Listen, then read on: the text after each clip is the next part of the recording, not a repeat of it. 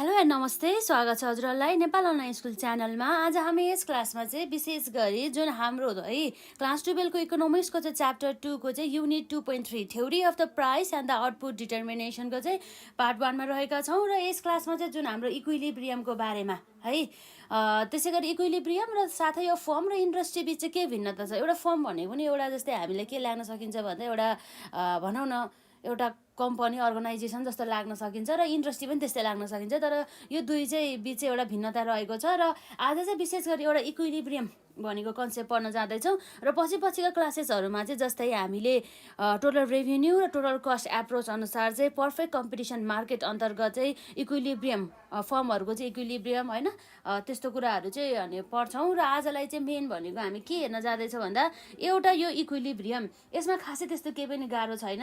यो जुन इक्विलिब्रियम भन्ने बित्तिकै के छ भन्दाखेरि है त यो जसमा आउँछ हाम्रो डेफिनेसन त सोध्ने होइन, तर हामीले चाहिँ यसरी हिसाबहरू गर्दा कहिलेकाहीँ अब हाम्रो जस्तै हामीले इक्विलिब्रियम अफ द फर्महरू होइन equilibrium of the form under the total revenue total cost approach in perfect competition र अन्य जुन मार्केट स्ट्रक्चरमा हुन सकिन्छ त्यसको बारेमा हामीलाई जुन कर्भहरू बनाउँदाखेरि चाहिँ आउनुपर्ने हुन्छ है त। र एउटा कुरा भनेको यो जुन इक्विलिब्रियम रहेको छ, यो इक्विलिब्रियम भन्ने बित्तिकै चाहिँ यसमा के हुन्छ भन्दाखेरि चाहिँ जब चाहिँ हाम्रो के हुन्छ भन्दा डिमान्ड र सप्लाई चाहिँ इक्वल भएको जुन पोइन्ट छ त्यो पोइन्टमा चाहिँ हामीले इक्विलिब्रियम क्वान्टिटी र इक्विलिब्रियम प्राइस निकाल्ने गर्दछौँ र त्यो इक्विलिब्रियम पोइन्टमा चाहिँ हाम्रो के हुन्छ त भन्दा मार्केट इक्विलिब्रियम चाहिँ आउने गर्दछ है त। र यसरी कुनै पनि फर्मको चाहिँ इक्विलिब्रियमहरू चाहिँ हुनको लागि चाहिँ कन्डिसनहरू रहेका हुन्छन्। जस्तै एउटा इक्विलिब्रियम हुनको लागि हामीलाई के हुनु पर्यो भन्दा यहाँ रहेको छ डिमान्ड है। जस्तो हजुरलाई थाहा छ नि डिमान्ड भन्ने बित्तिकै माग भयो होइन, demand equal to supply, demand equal to supply, D equals to यस भन्दाखेरि बुझ्न सक्छौँ। यस्तो भएको कन्डिसनमा चाहिँ हामीले इक्विलिब्रियम भएको भन्न मान्न सक्छौँ भनेदेखि नर्मली लगभग एउटा कन्डिसन भयो भनेदेखि अब जस्तै हामी यहाँ इक्विलिब्रियम अफ फर्मकै भनेर कुरा गरौँ न, यहाँ फर्मकै हो मेन भनेको।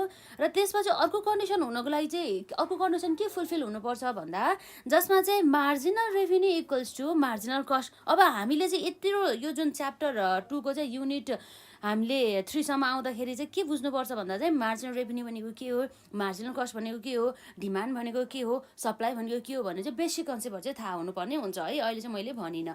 जस्तै एमआर भनेको मार्जिनल रेभिन्यू भइहाल्यो, मार्जिनल कस्ट सीमान्त आयो र सीमान्त लागत चाहिँ के हुनुपर्छ त बराबर हुनुपर्छ भन्ने कुरा भयो। यसरी चाहिँ यो दुईवटा कन्डिसन अन्तर्गत चाहिँ हाम्रो फर्म चाहिँ के हुन्छ त इक्विलिब्रियम हुनुपर्ने गर्दछ। अर्थात् condition for the equilibrium of the firm भनेर सर्ट क्वेसनमा एक्जाममा सोध्यो भनेदेखि हामीले के लेख्नुपर्छ भन्दा चाहिँ there should be demand equal to supply अर्थात् डी इक्वल टु यस, र अर्को भनेको चाहिँ marginal revenue equal to marginal cost MR equal to MC भनेर चाहिँ यसरी हामीले लेख्न पर्ने हुन्छ है त।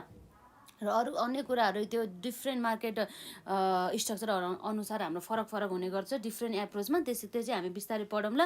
र यसरी भयो यो जुन हाम्रो कन्डिसनको कुरा आउँछ भनेदेखि अब इक्विलिब्रियमको बारेमा धेरै डिस्कस नगरौँ, यति भयो भने भयो। र अर्को भनेको चाहिँ जुन हाम्रो एउटा फर्म, यो एउटा फर्म रहेको छ र एउटा हाम्रो के छ इन्डस्ट्री रहेको छ।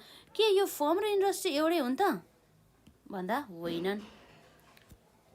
किन होइनन् भन्दा जस्तै एउटा इन्डस्ट्री हुन्छ, जस्तै फिल्म इन्डस्ट्रीभित्र रहेका एउटा जस्तै हाम्रो एउटा पब्लिकेसन एन्ड द प्रोडक्सन भनौँ न होइन, जस्तै एबिसी पब्लिकेसन हो भयो भनेदेखि यो चाहिँ एउटा फिल्म इन्डस्ट्री भन्ने चाहिँ होल यो इन्डस्ट्रीलाई जनायो भनेदेखि एउटा यो इन्डस्ट्रीभित्र रहेको एउटा युनिट हुन्छ नि, एउटा फर्म हुन्छ नि, हो त्यसलाई चाहिँ हामी के भन्छौँ फर्म भनेर भन्छौँ है त। जस्तै हामीले हेर्दाखेरि यो फर्मको है कहिलेकाहीँ अब डिफ्रेन्सहरू पनि सोध्न सकिन्छ, त्यही भएर हेर्नु होला यसमा। फर्म इज के हो त हाम्रो यो वान बिजनेस युनिट भनेर हामीले बुझ्नुपर्ने हुन्छ है। त्यसपछि अर्को भनेको चाहिँ इन्डस्ट्री इन्क्लुड्स है, industry includes many such form भने मतलब यस्तै विभिन्न धेरै फर्म एबिसी होला, ऱ्याम होला, स्याम होला, अर्को कम्पनी होला, त्यो सबै मिक्स भएर एउटा होल इन्डस्ट्री बन्छ नि, हो त्यसलाई चाहिँ हामी के भन्छौँ इन्डस्ट्री भन्छौँ होइन। Industry include many such firms भनेपछि यस्ता फर्महरू त धेरै नै इन्क्लुड हुने भयो भन्ने कुरा भयो। र त्यसपछि अरू के भिन्नता होला भन्दा जस्तै हाम्रो फर्म्सले चाहिँ के गर्छ त अरूले डिटरमाइन गरेको प्राइसहरूलाई चाहिँ फलो गर्छ, अर्थात् इन्डस्ट्रीले डिटरमाइन गरेको प्राइसहरूलाई फलो गर्छ भनेदेखि इन्डस्ट्रीले चाहिँ के गर्छ, प्राइसहरू चाहिँ अनि डिटरमाइन गर्छ र त्यो प्राइसलाई चाहिँ कसले फलो गर्नुपर्ने हुन्छ, फर्मले फलो गर्नुहुन्छ। सो हामीले फर्मलाई के भन्छ, प्राइस टेकर भन्छ भनेदेखि जुन हाम्रो इन्डस्ट्रीलाई के भन्छ, प्राइस मेकर भनेर चाहिँ हामीले बुझ्न सक्छौँ है त। Firms follow the price, so firms are है त, so firms are called price taker. Price taker भन्ने बित्तिकै हजुरले बुझ्नुभयो होला, अरूले जुन डिटरमाइन गरेको प्राइस, अरूले फिक्स गरेको प्राइसलाई चाहिँ लिने, त्यसमा चाहिँ कारोबार गर्ने भनेर चाहिँ बुझ्न सक्छ है त। र अर्को कुरा भनेको जस्तै यहाँ छ हाम्रो इन्डस्ट्री है त, इन्डस्ट्री डिटरमाइन्स द, हाम्रो के हो त, डिटरमाइन्स द प्राइस, सो हाम्रो यसलाई के भन्छ, it is called price maker. Price चाहिँ उसले के गर्ने भयो त, बढाउने भयो भन्ने कुरा हुन्छ है। त्यसपछि अरू के होला त भन्दा जसमा चाहिँ हाम्रो होरिजेन्टल हुने गर्छ। के होरिजेन्टल हुने गर्दछ भन्दा जुन हाम्रो पर्फेक्ट कम्पिटिसन मार्केट अन्तर्गत चाहिँ जुन फर्महरूको डिमान्ड कर्भ चाहिँ कस्तो हुन्छ त, होरिजेन्टल हुन्छ। अब कस्तो हुन्छ के हुन्छ भनेर हामी नेक्स्ट क्लासमा गरौँला है त। जस्तै यहाँ छ the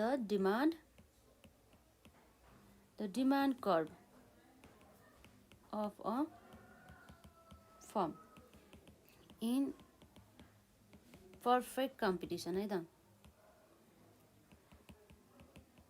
in perfect competition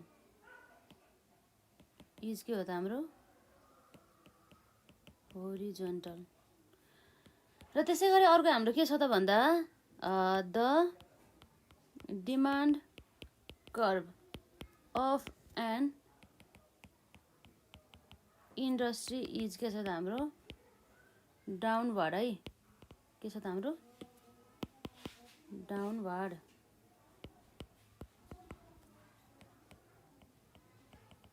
downward sloping भनेर है त।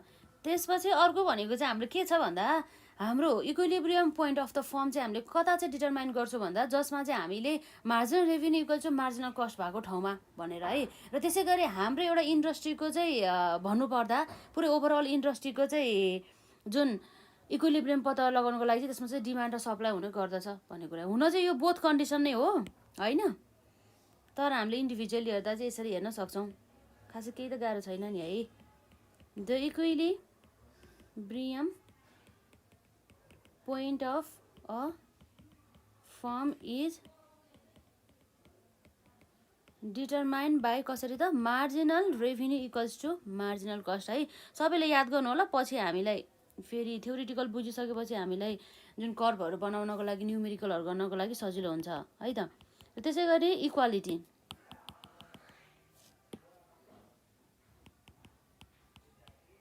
इक्वालिटी